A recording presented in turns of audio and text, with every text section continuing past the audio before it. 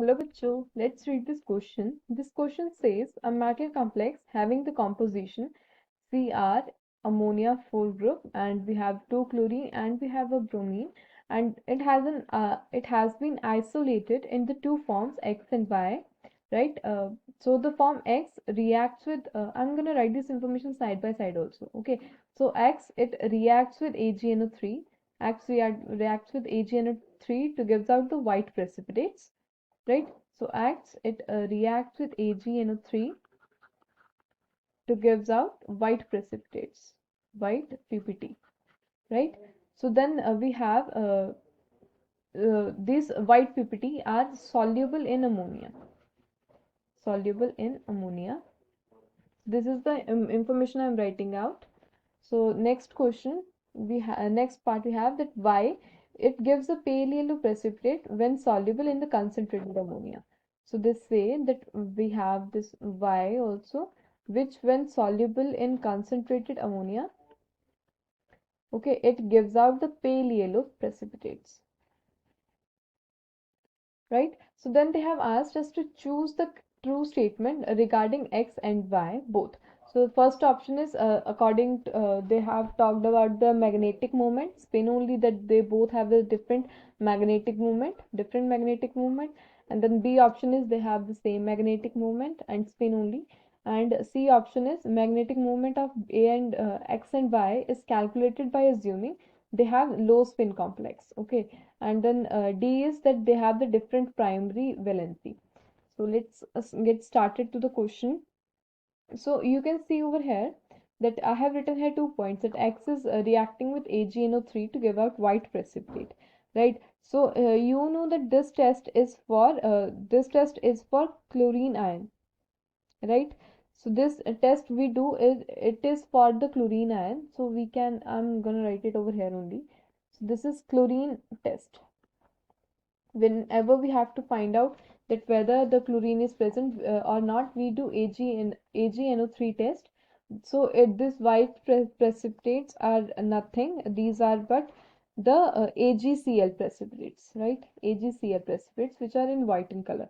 And whenever we do this NH3 test, this NH3 test is for, wait a second, this NH3 test is for bromine ion test.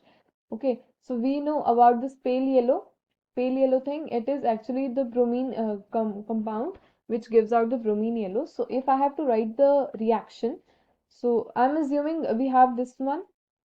This is our complex. So I'm writing it in a different way. So this is our ammonia. I'm taking one chlorine inside and one outside the sphere, right? The molecular formula is still the same. So I'm reacting it with AgNO2, NO3, sorry, and then this will gives out AgCl, which is in the precipitate form, plus we are left with CrNH3 whole twice, actually whole 4, it is 4 molecules of ammonia, and we have chlorine and we have a bromine with positive charge, and this nitro groups come attached with that. All right, so now when we go with this we have said that the when this white precipitates are soluble in ammonia, when so these are the white precipitates actually.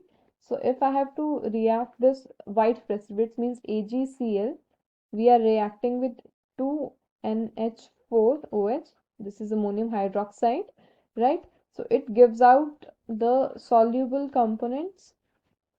We have this Cl, and then we have water. Okay, so now what is the so these are the formation.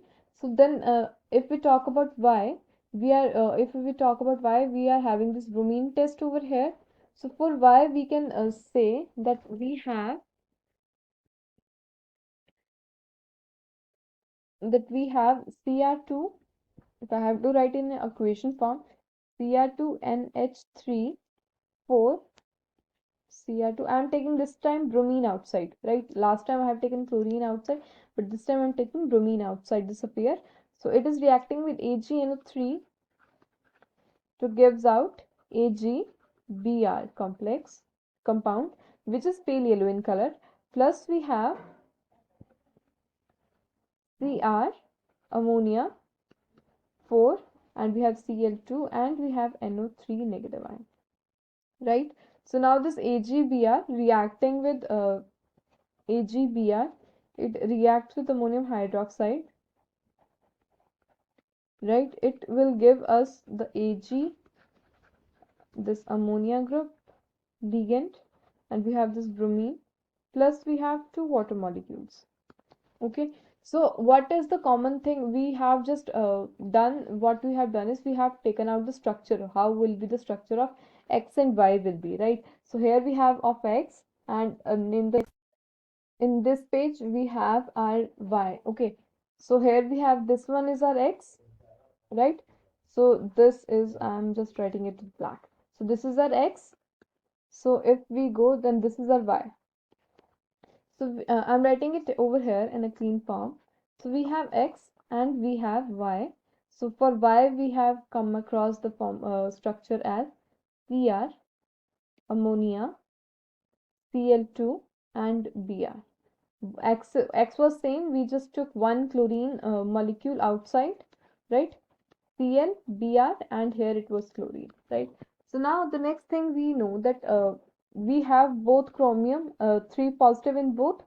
We have chromium 3 positive in both the here also, right? You can check the oxidation state, but for the octahedral we have here chromium 3 positive, right? And we know the if we talk about the electronic configuration of chromium, we have this argon, we have 3d5 4s1. Okay, for chromium 3 positive we have argon 3d3 4s0, right?